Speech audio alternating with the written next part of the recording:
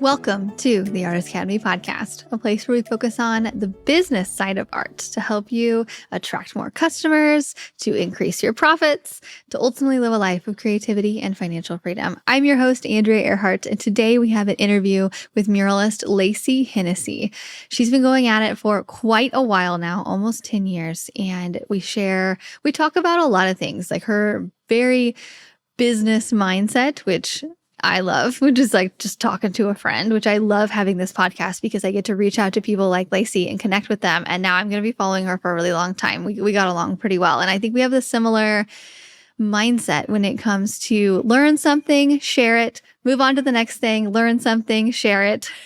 So you can find her at Lacey Does on Instagram. There are links here so you can go see what kind of art that she creates. She does a lot of digital renderings, ones that are made on vinyl and put onto the wall. And she talks about the process of that. We talk about a lot of things, art, business, murals, my favorite topic. You're going to love this. So let me know what you think about this episode with Lacey. All right, Lacey, tell me all the things. How did you get into muraling and art in general? So from little Lacey to now big Lacey, charging a bunch for murals and living your dream. And let's start in the beginning. Okay, so I went to Clemson University, and that's in South Carolina. And there's a tradition there where you paint coolers, like a guest if you get invited to like a fraternity weekend. And so I just developed, I had a knack for it. So girls started just dropping off coolers and I said you could take total credit for it. Just put the check inside. It was like for $50. It was nothing for all the sides. It became like this little side hustle that I didn't even know was a business until like flash forward 10 years later. And now I have one. But it was back when Facebook came out. So I made a business page and gave it a name. And I just put all my pictures up there for a place to like where it was. So flash forward, I go to graduate. I'm in a marketing degree and I'm doing corporate event planning, and they were not paying me what I wanted, but I loved working there. So instead of like leaving, I told my boss, do you care if I start this little Instagram on the side and posting things that I make? And she was like, yeah, sure. And then eventually I posted, I'd like to do a mural. And this company reached out to me. And so the whole thing has been like what I call a happy accident, because it's just been evolved from side hustle and needing extra money to all of a sudden became a business. How long ago was that? How long ago was that first mural? So I left my corporate job in 2018, but 2016, I filed for my LLC. And for about 2 years, I would come home from my full-time job and just paint until like midnight. And it was literally because of lack of funds. Like I would go to a wedding and be broke. So I'd make a gift instead of, and people would be like, oh, where did you get that? I'd say I'd make it. Oh, you do? How much is it? And I hated talking about money at the time. So then I made a website off of Wix.com because I was like, if I push people to the website, I don't have to have that awkward conversation, which then evolved into like more sales. So again, it was all just like trial and error. So the first year I did my mural in 2019, I said, okay, this was really fun. And I made like a month's worth of salary in like 3 days. So I was like, I'll try to do 5 this year, which turned into 8. And then the next year I was like, oh, I'll do 10. And then I did 22. And that's when I was really like, okay, this is like a full-time income. And then you were able to quit your job. There's a lot of people listening who they still have that either full or part-time job. And they're like, I get the question a lot of like, how many jobs should I have lined up? Because it's such a scary leap. So can you talk about your leap and what you had? Yeah, I knew I was doing the right thing because I would leave my 9 to 5 and not come home dreading that I had all this artwork to make or that I needed to do that. Like I looked forward to those hours. And so like if the clock, now I was in a very special circumstance and still am, that I'm single, I don't have pets, like I don't have kids. So time is my greatest asset in the fact that like I can do whatever I want with it. So that is unique to my situation, but it would be, I was in my early 30s. So it would be like 10 o'clock at night and I would look and midnight was normally like my personal cutoff, but I was so excited to be doing that. And that's how I knew I was doing the right thing. And then somebody once told me time is not created equal, that your hours during the days are better than at night. So they're like, start thinking about that switch. So for me, it was not necessarily about the income when I made the leap. It was more of like, I know how valuable my time is and how much I can get done. So if I can leave this job and just rely on the fact that I know I can make the income, like I'll figure it out. So it's always been like a figure it out mentality. Yeah, love it. Did you have like a savings amount saved up where you were like, okay, I could live on this for like a month or 6 months or a year or whatever? It was not hefty, I'll tell you that. It was not. But Okay, I like that. I'm like an old school Excel girl. So before like I had like a website that was keeping track of my sales, I always did like a color coding system in Excel. Like someone would DM me, I would put it in green, like I had to do it, the size, the amount. So it was always kind of like a really good like analytical person, which is why I think I've been successful now, because I look at my art business as a business that sells art versus being an artist who has this business, if that makes sense. Like, I think I'm more of the entrepreneurial mindset first, which has helped me also in selling of just everything's really professional. I'm never like this aloof, stereotypical artist, but more from like a marketing background. But that Excel spreadsheet, once I saw my month to month and was like, okay, year one, January was this, and I doubled it. And then I looked at every month, like I kind of made the leap as just a result of looking at my numbers growing and trusting that they would continue to do that. And then also I had a phenomenal boss. I'm like super transparent about everything in life. And she was very goal oriented. And one day I just said, I have a goal of making X amount of dollars by the time I'm 30 here. Can I even do that in my position? She gave me the best gift and said no. And so that was like a great way for her to understand what my goals were. And so I told her I had this little art side hustle on the side, and she ended up giving me Fridays off in lieu of a raise to focus on my business. So it was just all a very like open conversation from start to finish about like where I want to go and like relying on myself. Love it. You seem very like transparent, outgoing. You don't seem like that artist that's like, no, don't look at my stuff, like kind of a thing. But it was hard for you in the beginning, or it wasn't too bad? I've always been a pretty big oversharer. So like for me, the social media side has been like, I know everyone's like, oh, another platform I have to do. Like I kind of look forward to that, seeing the opportunity of where to grow. Like that's how TikTok was for me. I actually had shoulder surgery and couldn't paint. It was my painting arm for like 3 months. So I moved all my Instagram content to TikTok.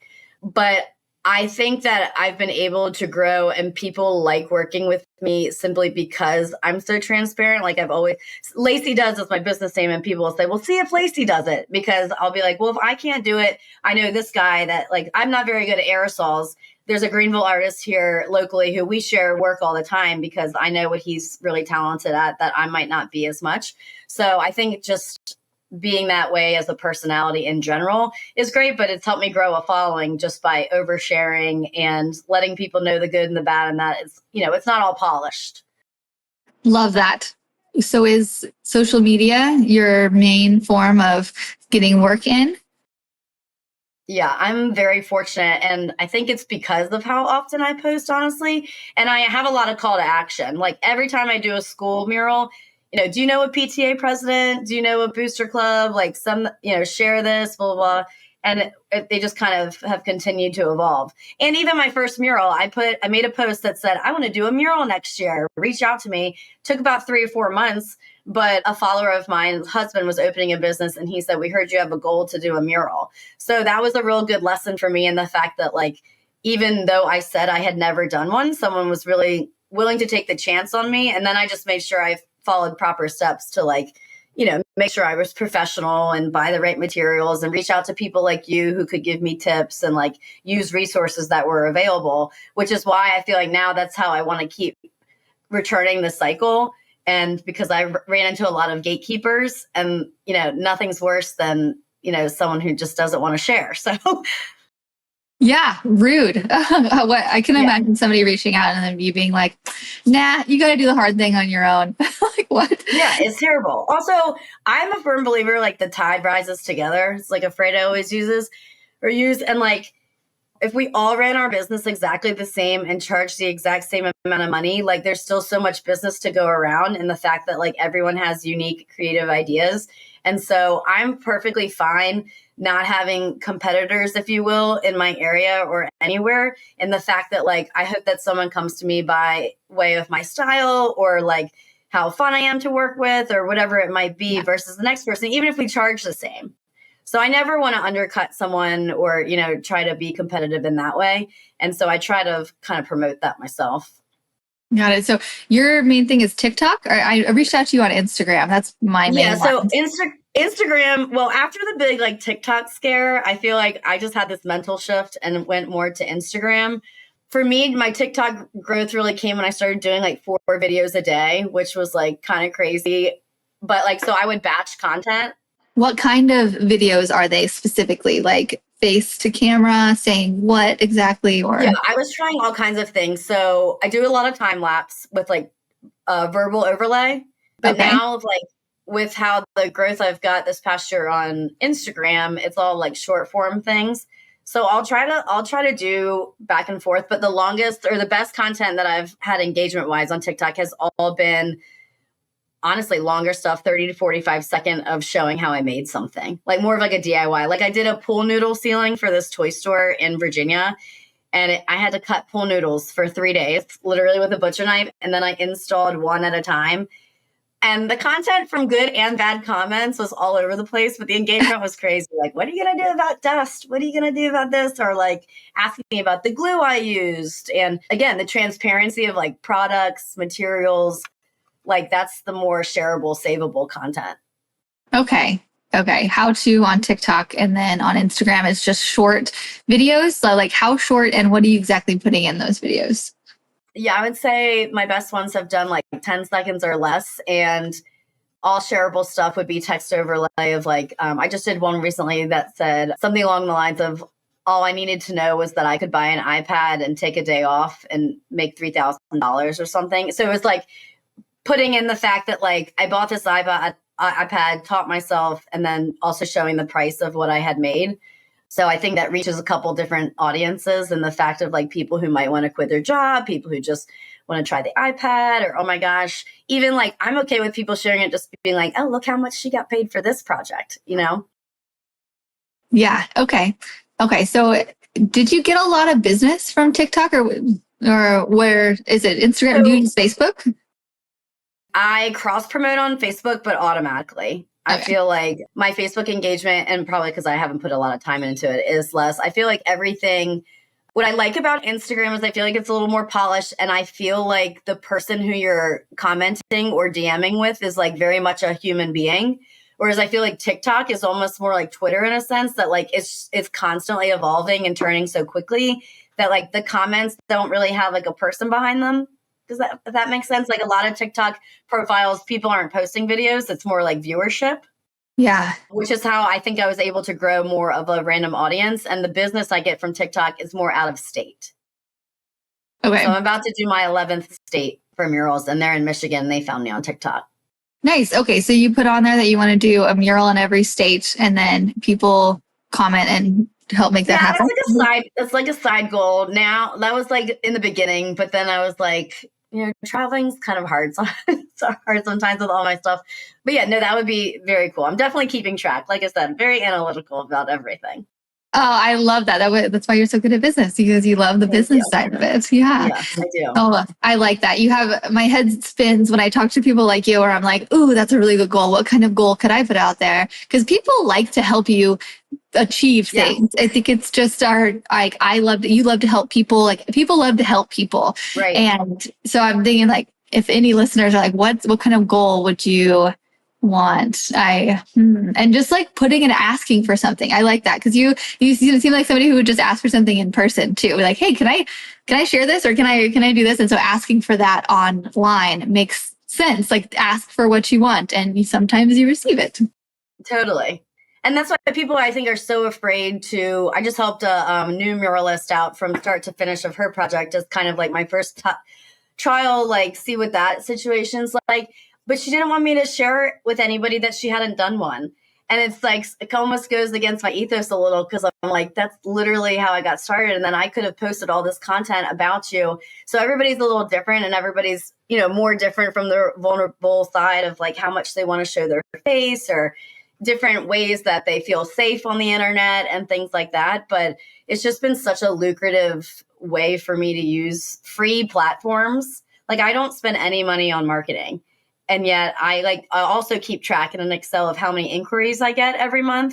So I can always kind of see like how I'm doing. And that's great I request 50% up front before I do any design work for any mural. And so it's also a way to keep my books balancing throughout the year, if there's like a slow month, I can kind of look ahead at that list as well and say like, oh my gosh, well, April last year I had 60 inquiries that like pushed me through the fall. So, and like this year it was that way, but for May. So it's a great way for me to keep track of like, calm down in January, you're going to be fine kind of thing.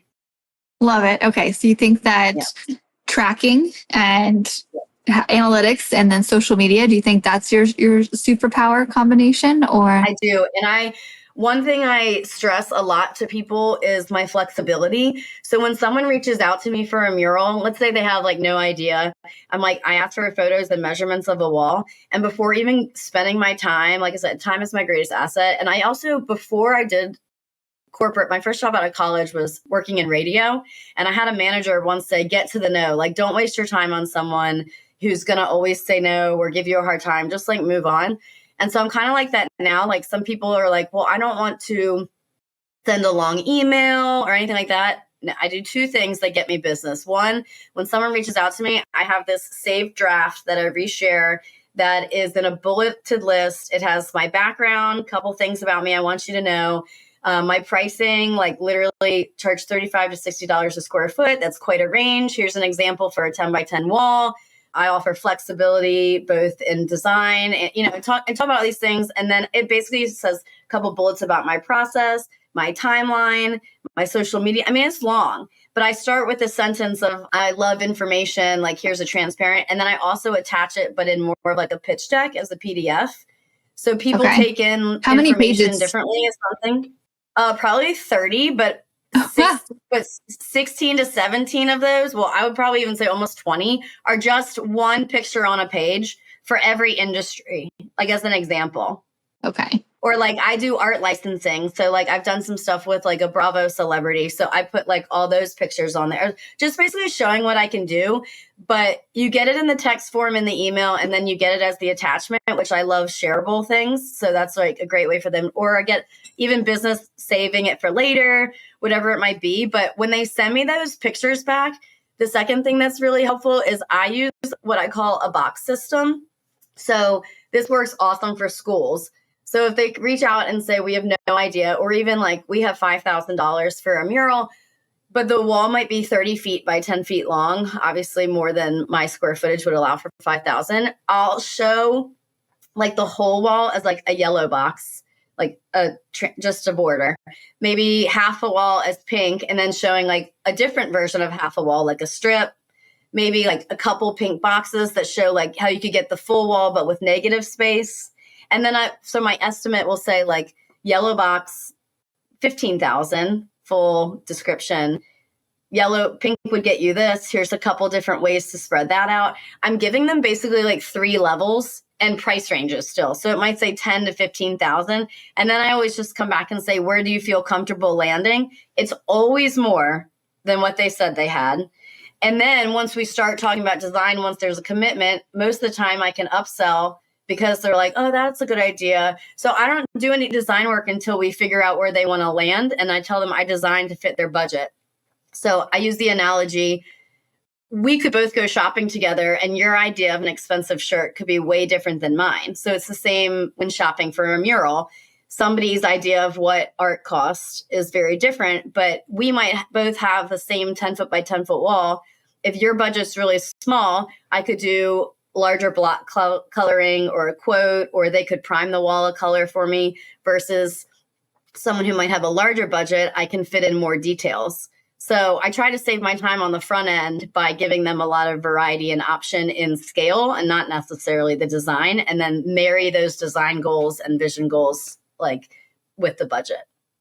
Love it. I love the example. So are you on the phone with these people, or do you send it all through email? Do they usually communicate through email, text, DM? I love email because I love having everything in writing. I would say I'm a decent writer, but like I think it's just easier to visually show someone than to talk to one person on the phone and have them trying to translate your information to the next person. Because I feel like very rarely is a mural a one person like decision maker. It's normally like a group. And so I also start out that conversation of just asking like, why did you want a mural?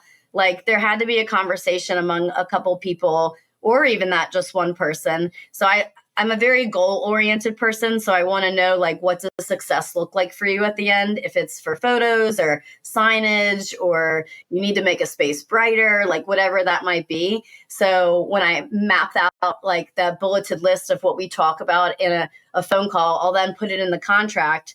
So everyone's kind of on the same page the entire step. So when I do that design rendering, I put those bulleted lists back in as kind of like the check boxes. Did it meet everything we talked about? And so it's very rare, honestly, that I have many design edits as well, because I took this through a very significant like sales process, if you will. And it also helps me as a designer, having that list. That's kind of how I call it more of a puzzle, mapping out what I need to include in the design. And then it's like my job to like make it all work together. Love that. What are some of the questions? Because even just asking them right off the bat, why do you want this? That's a great question to start with. What are some of the other questions that you ask them to really narrow down so you don't have multiple revisions? Because I saw that you have a graphic design background. Yeah, it's almost more morphed now into graphics because of the needs that I have. Like I do a lot of vinyl murals. So I've taught myself how to do that to make sure that everything's printed correctly and vectorized and things like that. So that's a secondary option I offer people who, if they don't have the budget for a huge, large scale wall, I'll say, well, what is the budget? And then I can figure out like what would go into that to have a printed vinyl. And I have a good partner for that locally. But some of the questions I ask, what's the vibe? What's the color? What do you want to feel? The longevity of the mural, like making sure like if they're going to take it down in a year, the content could be more flexible than if it's going to stay up for 30 years, meaning like a cell phone reference or, whatever it might be, something more trendy. But I always ask them, like, if there's a group involved, I suggest sending out like a survey to the group to get like feedback. So if it's an external mural, I think about the businesses that are around, because like the worst case scenario would be to have some curmudgeon that like didn't like the mural coming up. Like everything I do in my business now, just from experience, is like planning for the worst in a way, which is more professional on the front end. So if I'm using doing something for a city and they have a board, or it's for a school, I recommend sending out a survey, and that way they can use the analytics from that to show like if there's one outlier who's like, oh, we really needed the bird, we can show like only 2 people said bird and 100 said leave off the bird, or like whatever it might be. And to that effect too, whenever I work with groups in my contract, it's very important for me to put that there is one point of contact. And so that's the only person that I'll talk to. Not that I won't talk to others, but again, going back to the bird, if Karen says we want the bird and Judy says leave it off, but Judy was my point of contact, the bird is not included. Just having that, again, analytical side to everything and listing out questions that are important are helpful to review. Love it. And then the budget conversation that you have with people. I love that you give exact visual examples of what that looks like, because I feel like when you explain to somebody, people are so not visual like we are. And so having those visual examples, that's key. Yeah. Love that. If someone doesn't know what they want either, like I have a PDF that I'll send them that says like, just it's 2 pages, low level design, upper level design. And it shows like what from that price range, like $3,500 to $6,000, $35,000, like $35 to $60 a square foot for a 10 by 10 wall. I'll show them examples. And if you're a beginner artist, like I tell people all the time, like you can pull in photos from other things that can show, just like make sure you have a byline that's like, these are not my images, or, give credit to who they are. And you can still kind of reference as a beginner, like this is like similar to what I can do, and show images of your canvas work that would reflect what you could do at a larger scale. Love it. Yeah. More images. Sometimes what I like to do is when somebody has no idea, I'm like, okay, I'm just going to throw a bunch of Google images at you. Is that what you're saying you do? Or like for the design? Yeah. Yeah. So for the design, I have another PDF doc that I can send people that's like types of murals. Oh. Geometric, motivational, Ooh, I like anamorphic, that. quotes, like whatever that might be. There's even like a page of like how you can use your surroundings. I do this a lot with schools. A lot of them have like really outdated alarm systems, or, I recently put one on like an easel. It looked like someone was painting it. Like, so it's like hidden within the scene. And so like there's a page on that. So 3D murals, whatever it might be. And then I love to start by saying, tell me everything you hate. Because even in a design, like anything you don't like, cross it out. Back in my marketing days, I worked with a client that was very difficult. They went through multiple account executives. They were just like, everyone just thought they were mean. And so my first day working with them, I was like, rip it apart, rip my proposal. Like, and you almost kind of take back the power and the awkwardness of people not liking something you do. And to me, again, it just saves my time. So I'd much rather know what you don't like. That's equally as important from the jump of what you do like. Even in that conversation about design, are there any colors that you don't like? Like I worked with a bank and their competitor used this lime green and they were like, we refuse to use green in any design, like at all. And so that was important for me to know. So again, from experience, just asking questions that are going to affect my day, even down to, is there air conditioning? Where's the bathroom? Is there a working? Is there toilet paper? Right. Right. Yeah. You're vectorizing your murals and putting it from design onto the wall. What is an example of like where a customer reaches out and they want a vinyl print of a mural instead of you to hand paint it? Yeah. So typically I tell them that it's about 40% of my cost.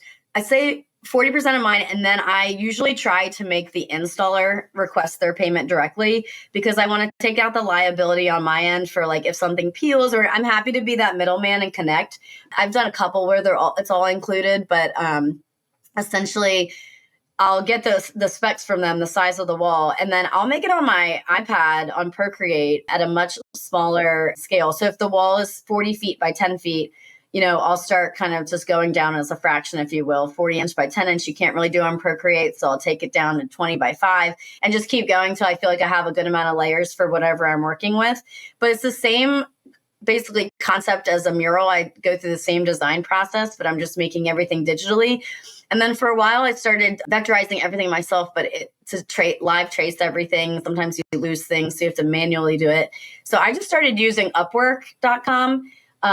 Which is like, an outside source. You can hire someone to do it. And the most I've paid someone for an intricate design was $250. But most of them are anywhere between $50 and $75, and you get it back within 2 days. And I just put no live tracing. And there's just so many people that offer to do it.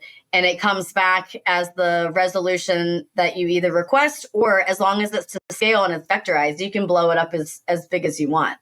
So you add a little bit of a bleed, which means you add a little extra cushioning to your design on each side. So when they print it and they trim it, you're not going to lose anything specific. But most of the time, the install takes a couple hours at the most. And then they have this off the wall, and it's a 3M product. I just get the spec sheet from the installer and share that with my client. So you're kind of like, you don't really need to know the science behind it, just that the installer says this, here's the design. And I like to be in part of that entire process. So my client is never emailing me to say like, oh, we need this change, we need that. I like work directly with the printer.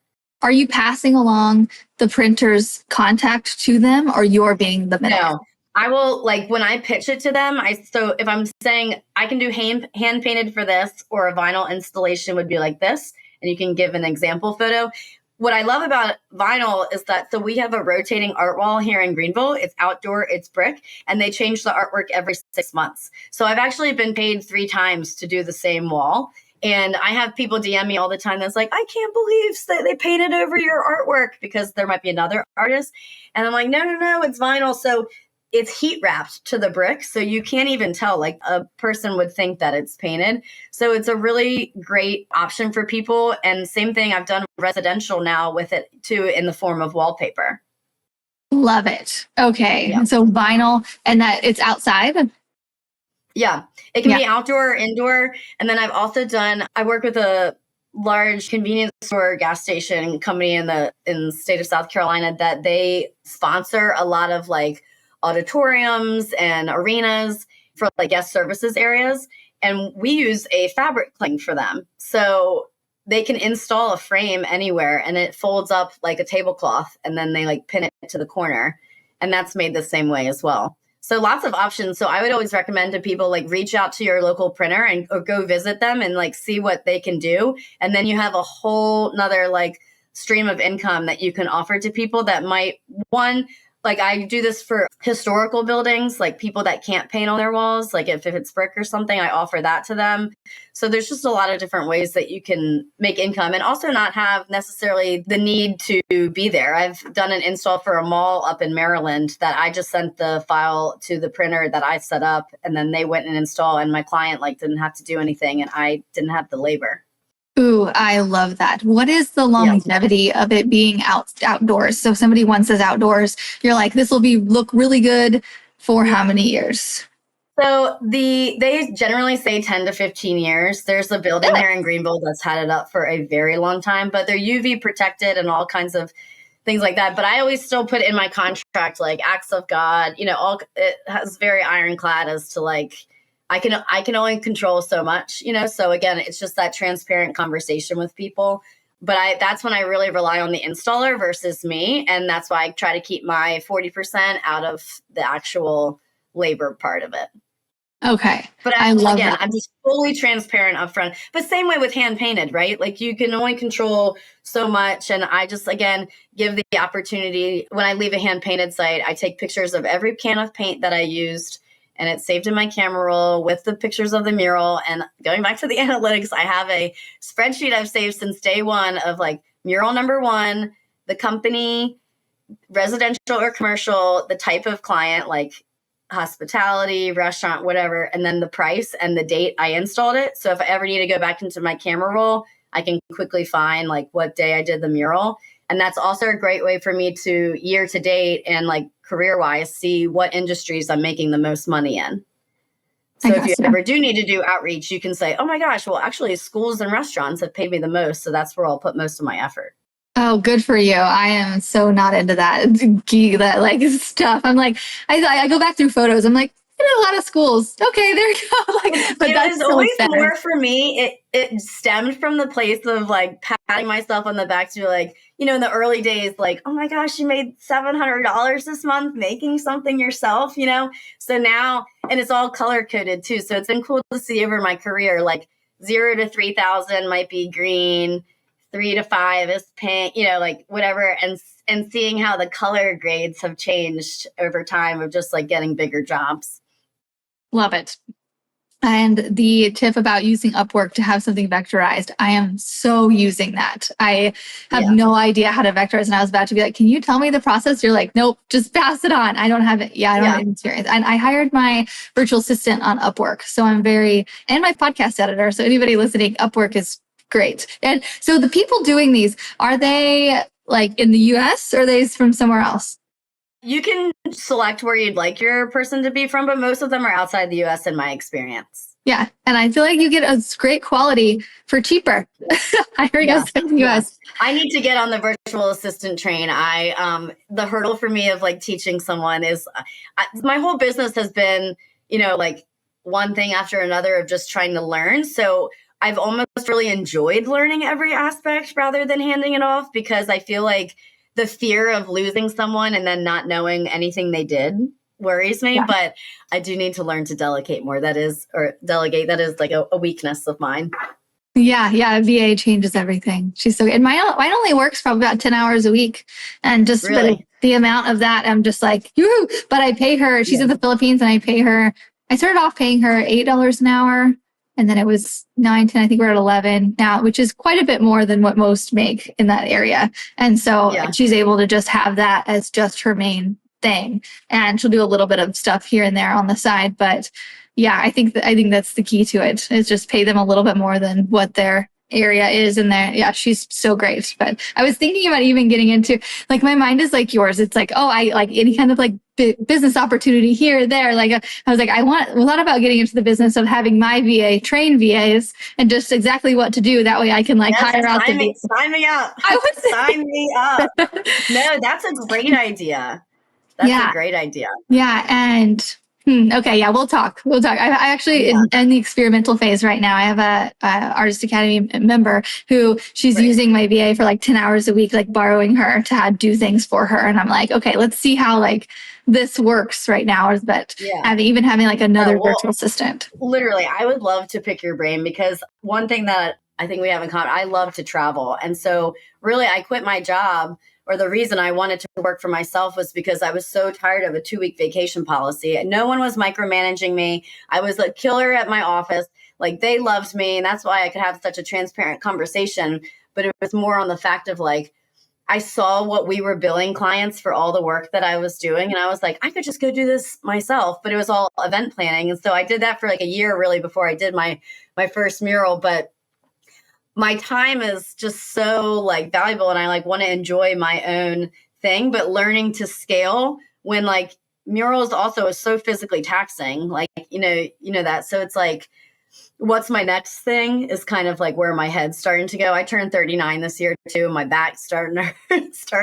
So I'm just no trying to way. figure all that I out. thought that you were way younger than me. That's so funny. No, Well, you look 39. I know. I tried to live my life like I'm 25, but like found income, so I'm like trying to do my 20s over again.